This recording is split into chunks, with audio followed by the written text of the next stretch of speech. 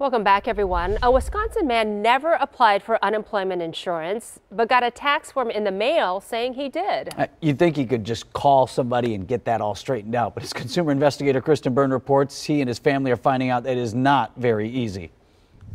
Nicole Nelson's husband, Bryan, is a self-employed landscaper in Wisconsin. He didn't apply for unemployment benefits in our state or any other state.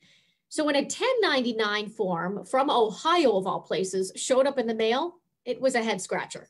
Here's the 1099 with Bryan's name, address, and last four of his social. The tax form is from Ohio's Department of Jobs and Family Services.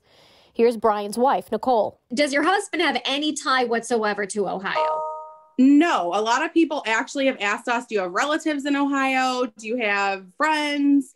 Nothing. Right on the 1099, it listed $6,057 of unemployment compensation. Someone else is collecting money on us and we can't even collect it and we're struggling. So, it's huge to have to worry about having to pay taxes on this. In an FBI alert sent over summer, it says receiving a 1099 showing benefits collected from unemployment insurance is one way victims of identity theft are finding out they've been targeted. The FBI says victims are also finding out when they try to file a claim or learn about it from their state's unemployment agency or employer. Throughout the pandemic, identity theft cases have infiltrated unemployment agencies across the country. Wisconsin's Department of Workforce Development says as of February 8th, it's had more than 37,000 Social Security numbers from claims flagged for suspected fraud.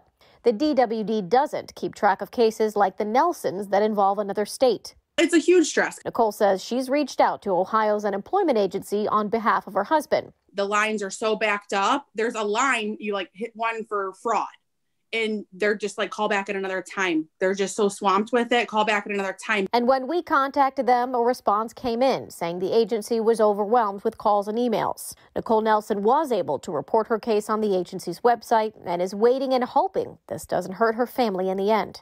Is your fear that you could be audited if you don't pay taxes on this? Oh, of course it is. So I'm well, if I'm audited, then let them do the digging. If you've been a victim of identity theft related to unemployment insurance, the DWD encourages you to report it to the Federal Trade Commission and monitor your credit reports for any fraudulent activity. Also, the IRS has advice for taxpayers dealing with this. You will find links for all of the above in my web story on tmj4.com. I'm consumer investigator Kristen Byrne.